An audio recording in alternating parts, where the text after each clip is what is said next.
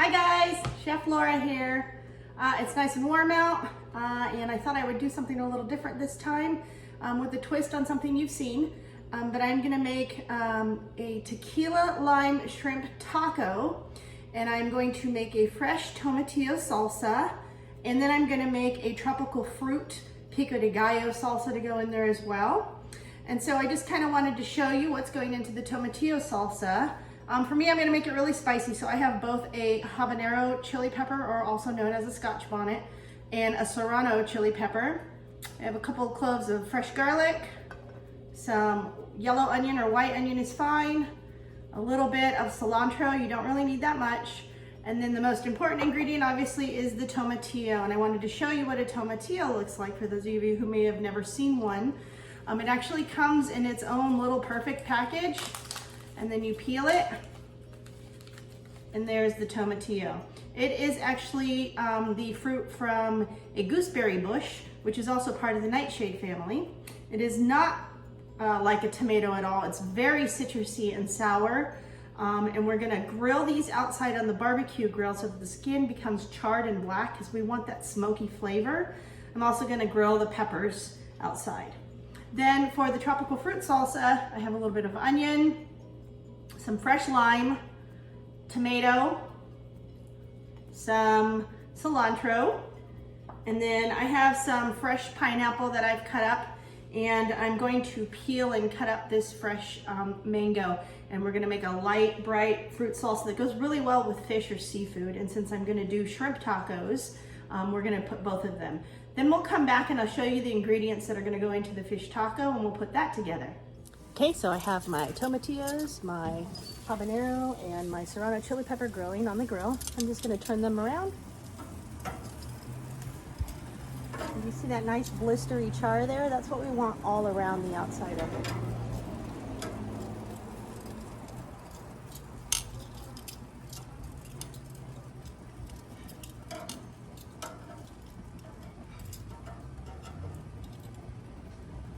Everything's looking good. We'll come back in about 5 minutes and pull them off. Okay, so my tomatillos are getting nice and charred. And remember, the key here isn't to cook them. You could actually put them directly into a blender and make a salsa raw, but I want the charred, blistered skin because it's gonna add a nice smoky flavor to my salsa. So I'm just gonna pull everything off. I got my serranos, my Scotch bonnet, and my tomatillos with a nice charred skin going on there. We're gonna take those inside and let them cool off a little bit before we throw them in the blender with the other ingredients. Okay, so now I have my roasted tomatillos, my onions, my serrano chili pepper, my habanero, a couple of garlic cloves, fresh onion, and cilantro. All of this is gonna go into the blender. And remember to let these cool off a little bit. You don't wanna put something hot into a blender and then put the lid on and push puree or whatever, because it'll create heat, and that heat can actually pop the top off and you can get burnt by whatever hot item is in there or hot liquid. So never put the stuff in there hot. If it's something that you're making where you need to puree it and then serve it hot, puree it first and then reheat it on the oven, or on the stove, sorry. Anyway, so we're just gonna pop everything into the blender, and we're gonna get our salsa going. So I've got my cilantro, and I'm not really needing to chop any of this stuff up because we're putting it in the blender and we're gonna hit puree. So I got my garlic, my onions, my chili peppers, and feel free to omit the habanero, but you will need a little bit of spice, like from a jalapeno or a serrano chili pepper. And depending upon how hot you like it will depend on how much or of what kind of pepper you're gonna put in there. So I'm getting my tomatillos in there. I'm gonna do a pinch of salt, a pinch of pepper, and then I am gonna add about a 1/4 cup of water just to make sure I have enough moisture in here so that the blender actually blends everything together. So we'll just add a little bit of water, and we're gonna pop the top on that and give it a go. So I've had my blender going for about a minute. It looks pretty good, everything's mixed really well. I'm gonna give it a taste to make sure that my seasoning is okay. I may need to adjust a little salt, pepper, maybe even wanna add a little more chili to it. And it has a really good amount of heat. I can taste the charred skin from the tomatillos and the other veggies that got charred on the grill. We're good to go. So we're just gonna serve our salsa in a little cup. That'll go on our taco later. Okay, so now we're gonna put together our tropical fruit salsa, which is more like a pico de gallo, and you'll notice I'm wearing gloves. It's a personal safety measure that I like to take whenever I'm working with chilies where I have to cut them. Like the serrano pepper and the habanero that I put into the salsa, I didn't do anything to them other than put them in the blender whole, but now I'm gonna be cutting into this, so I always make sure I wear gloves so that way I'm not getting chili all over my fingertips and then later touching my lips or my nose or my eyes and burning myself. So personal safety. So we're gonna just dice up this serrano chili pepper. And again, if you don't like it very spicy, feel free to remove the seeds and the veins. That's where the capsaicin is, and that is where the heat is gonna come from. Again, you know me, I like it spicy, so I'm leaving everything in there. And I can smell the serrano, it smells pretty spicy, so that's gonna be good. And we're just gonna put this in the bowl, and we're gonna start mixing all of our ingredients. I went ahead and chopped up some onion, so just a little bit of white onion. You could also use green onion if you like. So I chopped up the Roma tomato. I de-seeded these. Remember, you want to control the amount of moisture that goes into whatever you're making, so make sure you take the seeds in the center out of your tomato. So that got de-seeded. I did a nice even dice of that fresh pineapple, and that's going to go into the bowl. I chopped up my cilantro already. And now we're gonna go for the mango. I had this huge mango. I cut it on one edge and tried to get as close to where there was no seed. So I did have a little tiny bit. I accidentally cut through it with a knife, but that's okay, I removed it. So, and this is really ripe and really soft. So what we're gonna do is we're gonna score this like we did the avocado when we were making the guacamole. And then you're gonna go in the opposite direction.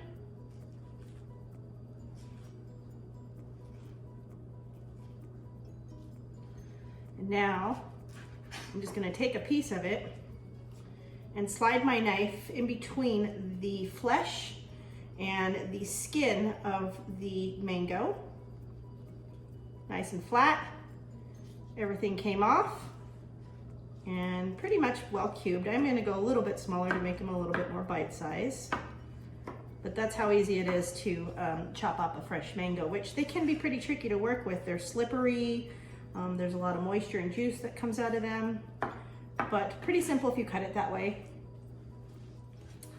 And now I'm gonna use freshly squeezed lime juice. I like to use this guy just because it's really easy. Pop it in there. Fresh lime. Pinch of salt. A pinch of pepper. We'll give that a stir. Salsa's done. Okay, so now we're gonna put together our ingredients for our shrimp tacos. I am using the 1621 shrimp, the nice big jumbo ones that were in that Mexican shrimp cocktail that we served last week. I am gonna garnish it at the end with some fresh sliced avocado. Gotta have my crumbled Mexican cotija cheese. And I'm using Napa cabbage, and the only reason why I'm using it is because it's one of the few in the market where you can actually pull off a leaf or two and only buy what you need. I never need a whole head of cabbage for anything in my house, and it always ends up going to waste. So I literally am the crazy lady who just gets 2 or 3 leaves of Napa cabbage. That's all I need. I am gonna do, this is the juice from half of a lime, but I probably won't even use all of that, just a few drops. I have some cilantro here, salt and pepper, and then some really nice tortillas. These are handmade artisanal tortillas. They're nice and thick. Those are gonna go really nice with the shrimp. And then obviously we need tequila. So we're just gonna start by throwing our shrimp into the bowl. I'm gonna add the cilantro in there. I didn't marinate this very long, or I'm not going to marinate this very long in the front, because if I put the lime in there, then it's gonna cook the shrimp and it almost becomes a ceviche, and we don't want that. So we want it to be fairly fresh in the beginning. So I'm gonna add the lime right now. I also have a 1/4 teaspoon of some garlic, granulated garlic. And then I'm gonna add a pinch of pepper and a pinch of salt. And we're just gonna give that a toss. And then we're gonna take this over to the stove in just a moment. And we will fire them off in a pan and warm up our tortillas at the same time. So we're just gonna let that sit while we cut the cabbage and get our other ingredients ready. I don't really need a lot of cabbage. I'm actually only making 2 tacos here. So just a tiny smidge. And I'm gonna do just a nice thin slice. I like cabbage in tacos that have seafood, so like fish or lobster, because it gives it a nice little crunch in your taco. Then once we're done, we're also gonna top it with the tropical fruit salsa that we made and the spicy green tomatillo salsa that we made out in the barbecue. So let's get started. So over here at the stove, I've got everything turned on. I'm nice and low. So I use this, this is actually what is called a comal in Mexico. And it's what we warm tortillas on. You can also griddle things on it. I'm gonna use it quite a bit, but I'm gonna warm my tortillas on that. And we're gonna cook those right around the same time that we start cooking the shrimp, because the shrimp is such a fast cook. As soon as they turn pink, we're pulling them off because we don't wanna overcook them and have rubbery shrimp. So I've got my shrimp here in the bowl. I've got my tequila, my tortillas, and we're good to go. I've got a little bit of oil in here, not a whole lot, and it's already hot and ready to go. So I'm just gonna toss those shrimp in there and give them a really quick saute.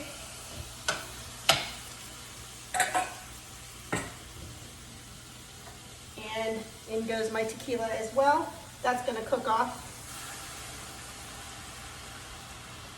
And we'll just give them one quick turn. Once they turn pink on one side, we'll toss them over, let them get pink on the other side. No more than 2 minutes, 3 at the most on your shrimp.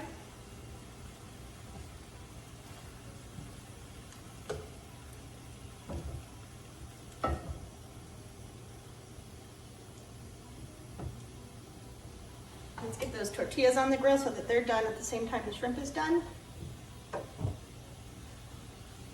These are looking good, they're pretty pink.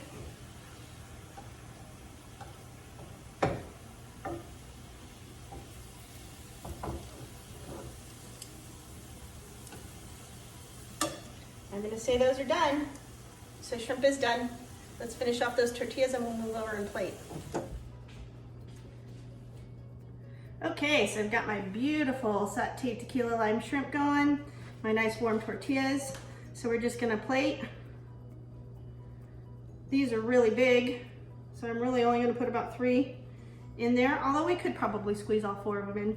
Now this avocado I cut was so ripe that it started to fall apart. So unfortunately, I'm just gonna have to put it into the taco in pieces.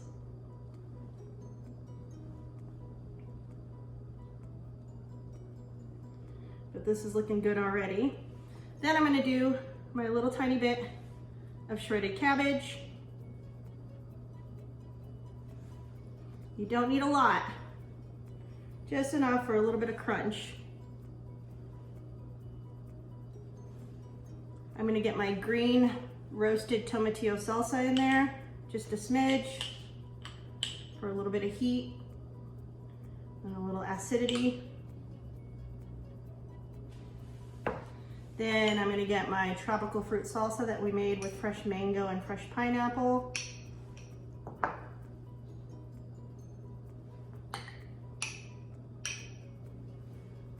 It's looking good. And a little tiny smidge of some crumbled cotija cheese. You could also add like a cilantro lime crema to this if you'd like. We're just gonna go from there and we're done with our tacos. And there you have 2 beautiful tequila lime shrimp tacos with fresh avocado, cotija cheese, tropical fruit salsa, tomatillo salsa, and a little bit of shredded cabbage. Buen provecho.